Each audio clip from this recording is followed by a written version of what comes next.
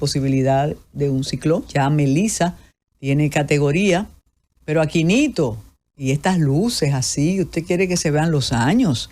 Bueno, pero está bien. Aquí estamos de verdad pendientes de los anuncios de Indomet, de los anuncios del COE, para que las personas evitemos tragedias, evitemos los daños que las lluvias, aunque anunciadas, pueden provocar, entre por ahí, caballero, ahí frente a frente, que están anunciadas. Dice doña Gloria que podría ser una cantidad de lluvia similar a la de aquel fatídico noviembre. Pero de todos modos, no nos alarmemos. Hay una opción muy válida, que es estar pendiente de los avisos de los organismos adecuados y pertinentes.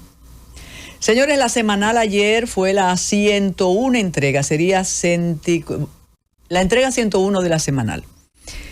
Y la verdad que en la vida hay tres posibilidades de ver las cosas: como tú las ves, como crees que los otros la ven y como realmente es. Y nos damos cuenta cómo 101 entregas después, el presidente y su equipo estelar de genios de la estrategia de comunicación están convencidos de que la semanal es un absoluto éxito. Ayer leía la columna de un estratega mexicano, mexicano-dominicano, que a mí me encanta. Él es tan bueno que siempre creímos que él estaba de otro lado, pero estaba con el cambio y siempre decíamos, este muchacho va impresionante. Cuando él hablaba de los aciertos de la semanal, y me encantaría un día conversar, aunque esos genios nunca conversan de tú a tú con las personas, con los mortales que pagamos DGI y no tenemos cuenta fuera, porque la verdad es que la semanal se ha convertido en un espacio para que el presidente realmente se luzca y aparente esa cercanía vicaria con personas que van. Primero le dicen, gracias señor presidente, usted es lo mejor que ha pasado por el palacio, usted es bueno, decente, rico, simpático, buen mozo. Entonces después le preguntan algo, siempre dándole las gracias. Pero los estrategas dicen que esto ha sido un éxito. Ayer el presidente cambió un poquito la conversión de la semanal de hace unas cuantas entregas para responder a la oposición que recién está tomando forma. Y cuando le preguntaron para provocarlo, que dijeron que le dijo, no, ese es su trabajo, ese es el trabajo de la oposición. Recordemos que él con sus respuestas provocó que la semanal se convirtiera en una especie como de comando de campaña cuando respondían y tal. Pero felicitaciones a los creadores de la semanal. Es un espacio para enaltecer la figura presidencial, para ratificar su poder. Y ayer nos extrañó que fuera el canciller de la República que hablara de los índices de logros, de la corrupción y qué sé yo. Parece que midieron un poco cómo cae, o en el momento que está el presidente del partido, que además es el ministro más poderoso, y pusieron al siempre amable, diplomático y distante canciller de la República. Y otro detalle, señores, la transparencia arriesga demasiado. Yo no sé, Miguel, si es que somos de la guardia vieja, pero a veces la discreción en asuntos políticos, aunque tú intuyas todo, es pertinente. Ya comienzan a hablar esa representación de la vocería ética, a decir cuáles son sus candidatos favoritos para la ratificación en las altas cortes. Entonces uno dice, ¿y por qué poner a todos esos señores y señoras a las pruebas nacionales? Para preguntar, ¿qué dice el artículo tal? Y si hay un conflicto entre tal que usted hace, porque me di cuenta por un representante de uno de esos grupos de la sociedad civil, sobre todo que tiene respaldo corporativo, cuando ya él dijo cuáles son los organismos y las personas que deben ratificarse. Yo creo que va a ser así, porque cuando Servio Tulio habla, no habla ningún ciudadano cualquiera, es uno de los hombres poderosos, del poder de facto, y tiene una trayectoria. Yo siempre discuto con él, pero lo que pasa, Servio Tulio, que quizás no debiste decirlo, porque eso entonces, aunque el presidente ya te haya dicho, los grupos corporativos, pero eso expone demasiado, y entonces, tú sabes, como que va a perder público las tenidas del Consejo Nacional de la Magistratura, que parece que llega el momento como de no de modificar la composición, sino de ratificar que es un órgano político como siempre ha sido, pero ya a la hechura y para la satisfacción de las apetencias del presidente de la República y de su grupo. Imagínate, él tiene absoluta mayoría ahí y se atrevió a romper el empate y a comprometer nada más y nada menos que al presidente del tribunal más importante e influyente de la República Dominicana de su ordenamiento jurídico, que es el presidente del Tribunal Constitucional. Así comenzamos este martes. Reiteramos que hay aviso de lluvia, muchas lluvias, y don Miguel Guerrero tiene su comentario. Adelante, don Miguel, bienvenido. Bueno, yo primero, muy buenas tardes a todos y gracias a ti por invitarme. Yo vine dispuesto o interesado en debatir el tema de la semanal, porque es un tema que está desbordando la capacidad del gobierno y la capacidad del presidente de la República, y creo que está ocurriendo ya lo que yo advertí de un principio, es que la sobreexposición presidencial está prácticamente restándole valor a la palabra presidencial. Y eso es una realidad. La semanal le sirvió al presidente quizás en su primer año de gobierno, y a partir de ahí yo creo que comenzó ya a perder interés en la gente, y yo creo que incluso la cobertura mediática que le dan todos los martes los periódicos principales, incluso los programas de televisión y las estaciones de radio y televisión, demuestran que ya la gente ha perdido el interés por lo que el presidente dice todos los lunes. Lo primero es que la semanal no es una iniciativa original. Es una copia de lo que hacía López Obrador en México, que lo que hizo fue dañar su reputación más de lo que estaba ya dañada al juramentarse. Lo que sigue haciendo la presidenta de México, que es una discípula de López Obrador. Pero yo no veo cuál es la utilidad de la semanal. Porque lo primero es que un presidente no va a una rueda de prensa y no va a un encuentro con periodistas para responder preguntas. Va a una rueda de prensa o va a una reunión con periodistas cuando tiene algo importante que decir. Y el presidente está respondiendo a preguntas que no tienen ninguna calidad. Y en el del día de ayer se dio un incidente que a mí me pareció incluso hasta ridículo, cuando una persona que se identificó como periodista, que incluso con un sombrero, lo cual es una señal de poca cortesía, porque bajo techo se supone que en el escenario donde estaba no debía estar con un sombrero puesto, ¿no? No es que no tenga derecho a usar sombrero, sino en el lugar donde lo tenía usando. Le preguntó al presidente que por qué no dejaba eso, que ya la gente le estaba pidiendo que abandonara y que el 60% de la población dominicana entendía que el presidente estaba haciendo una cosa que no le interesaba a nadie. Bueno, ante una pregunta como esa, un jefe de Estado, ¿qué puede decir? Es decir, ¿cómo un presidente de un gobierno, de un país con tantos problemas como tiene la República Dominicana, en la vecindad de lo que pudiera ser un ciclón y similar a David en 1979, puede estar respondiendo a ese tipo de sandeces en una rueda de prensa? Porque ni siquiera era un periodista realmente conocido, ¿no? En todos los países del mundo, el círculo mediático en la casa de gobierno es el mismo siempre. Los periódicos y los órganos de prensa acreditan una gente en ese lugar, y esos son los que siempre van ahí. Aquí aparecen gente ahí que nunca han ido, no representan ningún periódico ni ningún órgano conocido, se identifican como periodistas porque cualquiera que es periodista, y entonces se consigue un carnet, ese le da acceso a Palacio y le da acceso después a un anuncio o a la propaganda gubernamental. Pero la verdad es que el presidente está perdiendo más de lo que gana con la semanal.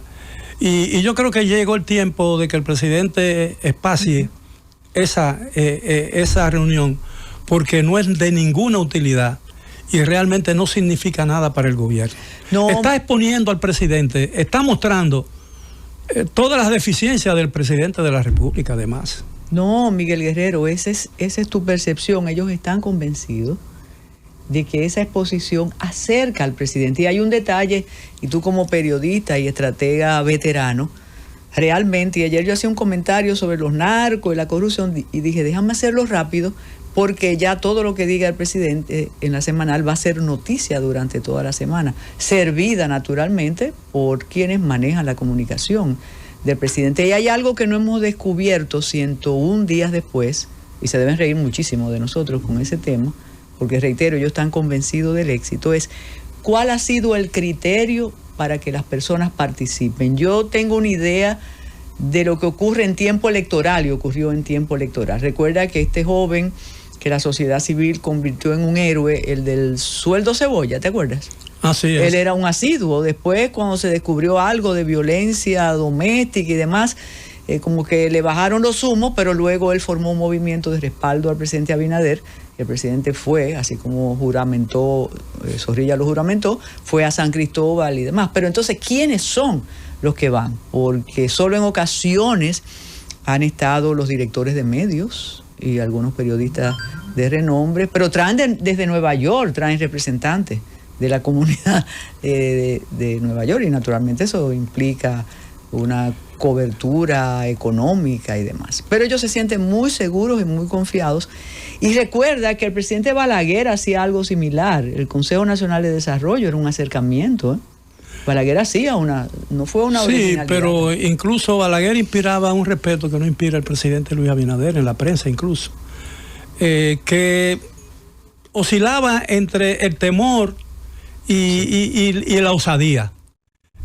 Pero en esto la gente va, incluso no he visto a un periodista realmente conocido, importante, interesado en participar en esa rueda de prensa. Además, el presidente muestra toda su deficiencia. El presidente tiene que auxiliarse de todos los funcionarios cuando abordan un tema. Y yo creo que eso lo muestra como una persona que está haciendo algo prácticamente forzada, o que no tiene mucha otra cosa que hacer importante.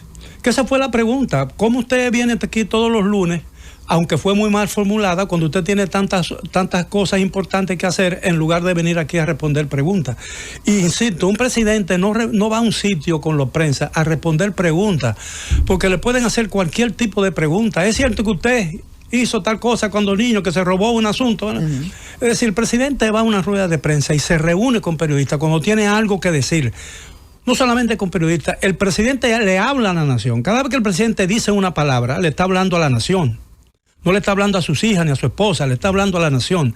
Y cuando un presidente le habla a la nación, tiene que hablarle algo que le importe a la nación, que llene una expectativa de la nación. Ahí se dice cualquier cosa y se trata cualquier tema. Pero eso es un concepto diferente que tienes de la estatura del jefe de Estado y de gobierno, pero los asesores posmodernos del presidente creen otra cosa. Sin embargo, en la medida que el presidente celebra con éxito la semanal, ese Luis Abinader, porque son las iniciales, hasta ahí fue genial aquello, en la medida que hace eso, es más cauto durante la semana.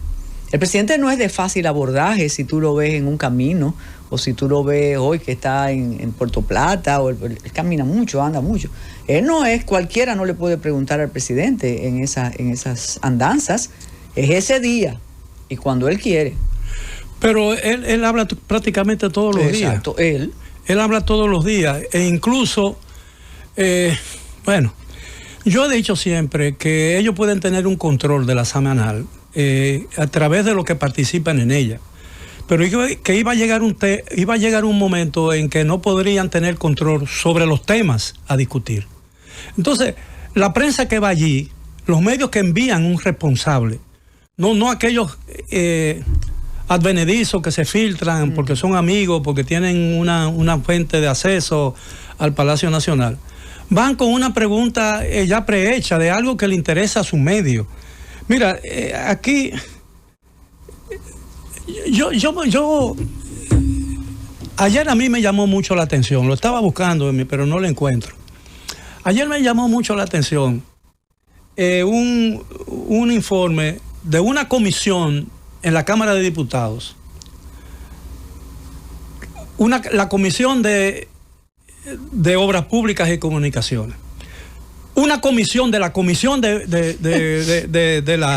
Industria y Comercio, recomendó a la comisión que le pusiera al presidente la necesidad de que impartiera instrucciones al Ministerio de Obras Públicas para que reparara y asfaltar unas calles de un barrio de Santo Domingo Este. Eso parece un libreto cómico. Lo que No, pero entonces yo dije, oye, ¿qué organización? Es un modelo de organización. Entonces yo digo, y una pérdida de tiempo realmente. Es decir, que un presidente... La comisión de la comisión.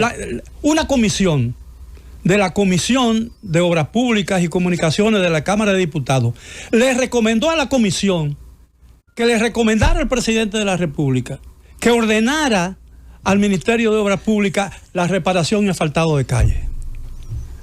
Cuando uno ve eso, cuando yo lo leí, yo dije, bueno, qué organización, porque están bien organizados. Eso me recuerda un cuento, una historia que hacían los cubanos en el exilio, de que una vez abrieron una tienda de calzado, ¿no? Y entonces lleva la gente con su boleta, con su pase. Y entonces le preguntaban, ¿qué tipo de zapato usted quiere? ¿De qué color lo quiere? ¿Negro o marrón? Y el tipo decía, yo lo quiero negro. Entonces dice, pase por ahí. Y pasaba por una puerta. Y entonces cuando llegaba ahí, ¿cómo lo quiere? ¿Con mocasines o con cordones? Y dice, mocasines, que son más cómodos, pase por ahí. Y entonces le decían, ¿cómo lo quiere? ¿Con taco de goma o con taco flojo? Dice, coño, con taco de goma. Claro. Y se pase por ahí, de pronto está en la calle. Y dice, y entonces había una gente ahí, otra oficina, un tipo afuera que le decía, no tenemos zapatos, pero estamos organizados. Exacto.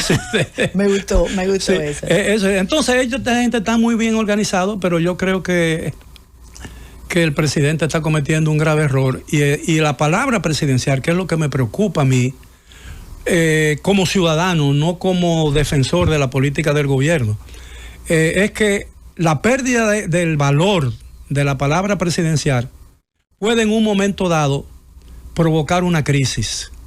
Cuando en el momento en que el presidente Balaguer tenía sus niveles más bajos de aceptación pública, cuando se anunciaba un discurso de Balaguer, todo el país se sentaba en la noche a escucharlo. Y había un comentario muy famoso, dice, vamos a tomar unos tragos esta noche. No, yo tengo que quedarme en casa, oír lo que va a decir ese hijo de puta. Pero ese hijo de puta había que escucharlo. Y lo que decía ese hombre al otro día tenía sentido, y tenía no solamente sentido para la población, sino que era algo importante para la nación, fuera política, económica o de cualquier otra naturaleza. Mira, aquí hay una opinión de un estimadísimo amigo, del licenciado doctor Santiago José, y dice que él ve muy bien que los presidentes se expongan. Es una manera de que el poder puede ser cargado según la percepción del pueblo, y que eso simboliza que él no es que no tiene poder sobrenatural. Depende, Santiago José, como se ha construido la semanal, creo que para una minoría, nosotros somos una minoría de la minoría, en un país completamente manejado, manipulado, con bono afecto, depende del concepto, porque es que él llega con un tema y no le preguntan sobre ese tema. Mira, eso es lo peor. El problema es que el presidente de la República muchas veces tiene que referirse, si no responder, tiene que referirse a temas sobre los cuales no tiene debida información. Y sobre temas que incluso que conoce en ese momento cuando le formulan una pregunta. Y lo pone en una situación muy embarazosa. Porque ¿qué puede decir el presidente? Yo nunca le he escuchado decir al presidente de la República, no tengo información sobre ese tema y no puedo responder a ello. Y esa es una respuesta natural.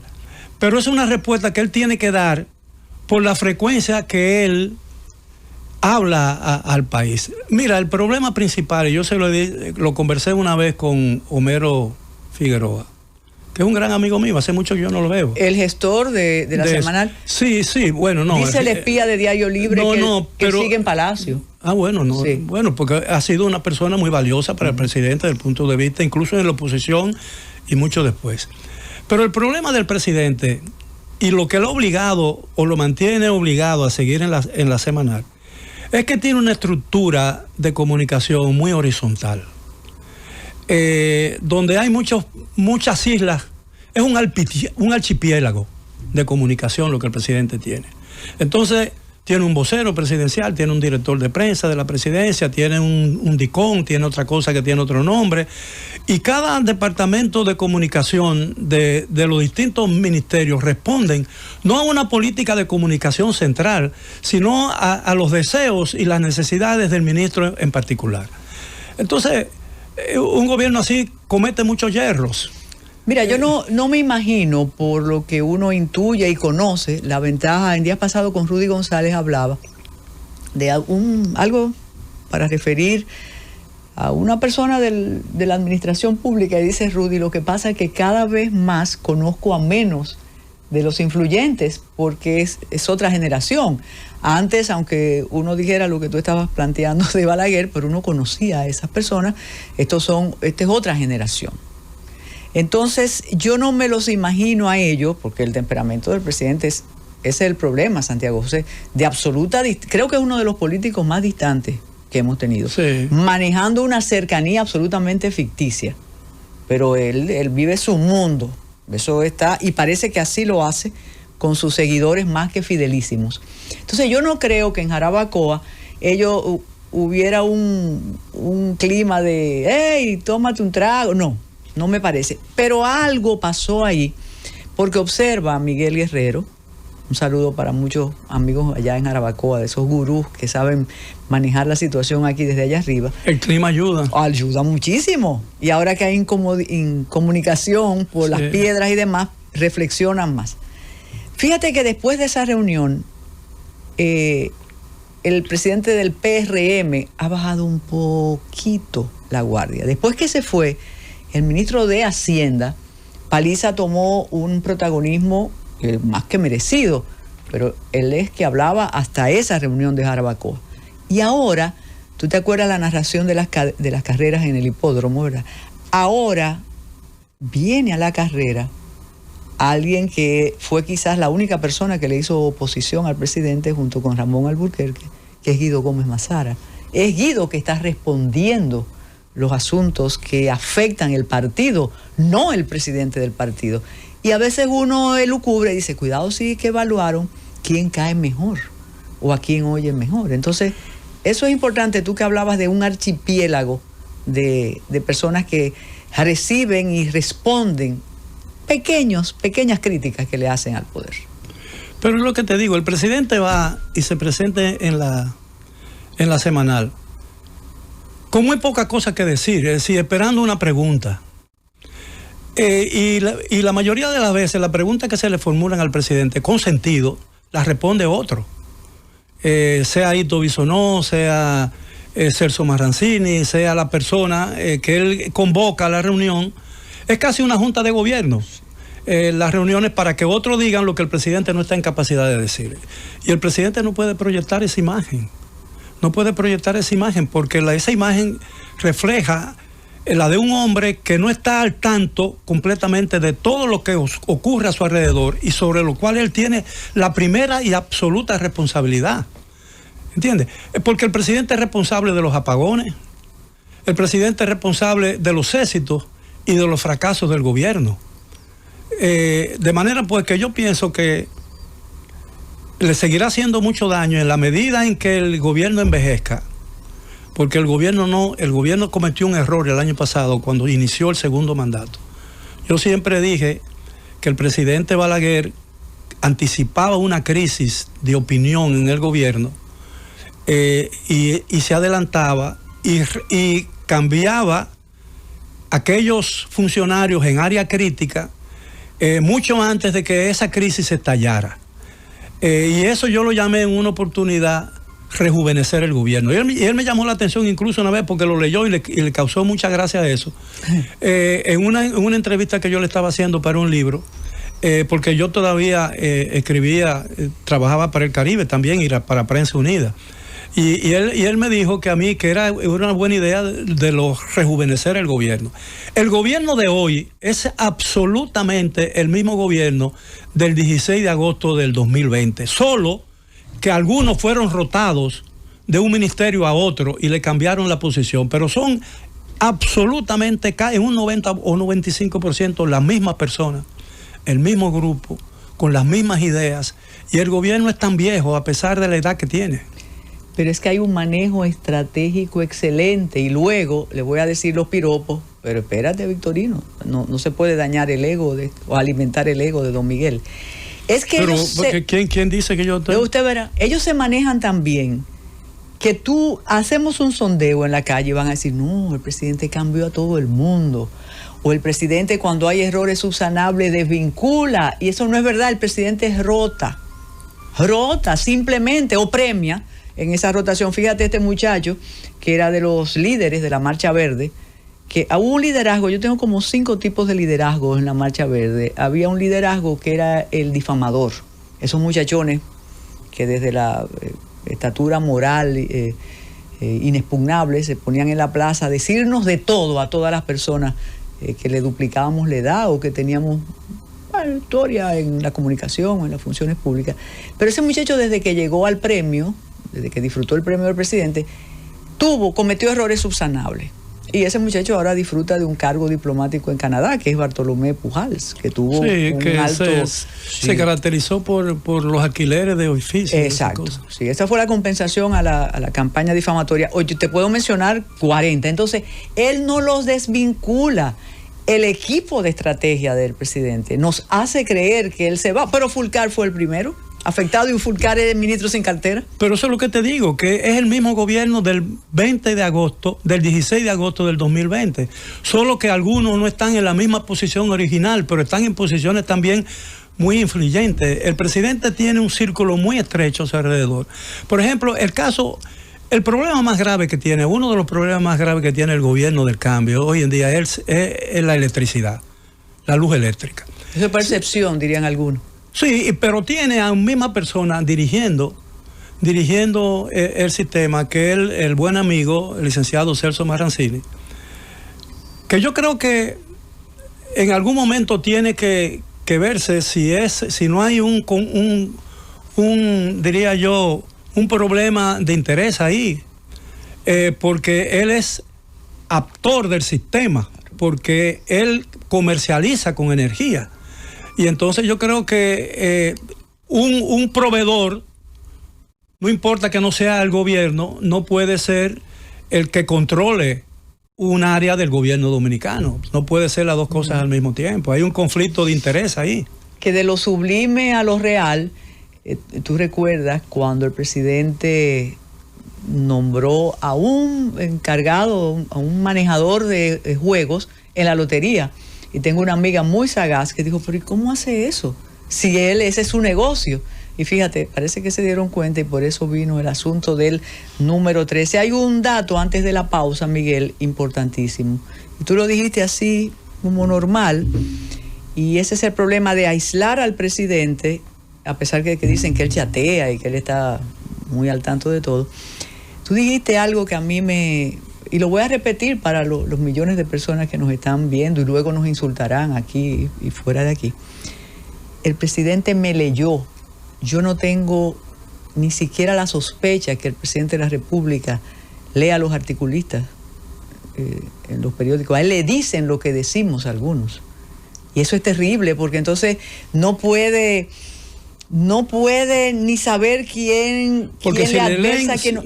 Si le leen y le escriben resúmenes, probablemente van a ser acomodados.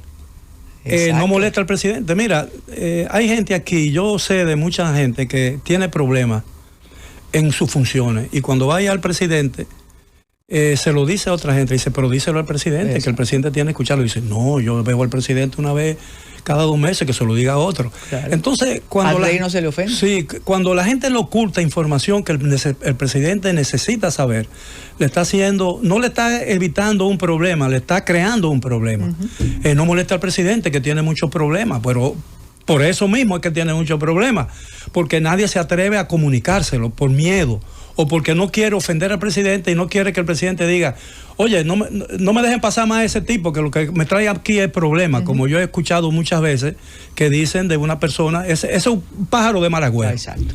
Entonces, ese es el problema. Ojo, lo que quise decir que no lee los articulistas, quizás diga, no tienen importancia. Bueno, si se pasa el día entero hablando y en reuniones, lo que sí yo sé es que él pasa poco tiempo en su oficina. Te han puesto plata ahora sí, haciendo algo y eso no es muy bueno. Puede ser bueno porque tiene más comunicación con la gente y eso evidentemente es positivo, pero no puede ser muy bueno porque eso puede ocurrir que los asuntos vitales que llegan a su oficina posiblemente lo trabajan, lo meditan, lo procesan primero personas de más bajo nivel, que luego les resumen el asunto y le ofrecen una solución al presidente. Hacemos una pausa, Fariñas, adelante, para regresar con don Miguel Guerrero, un invitado muy, muy especial.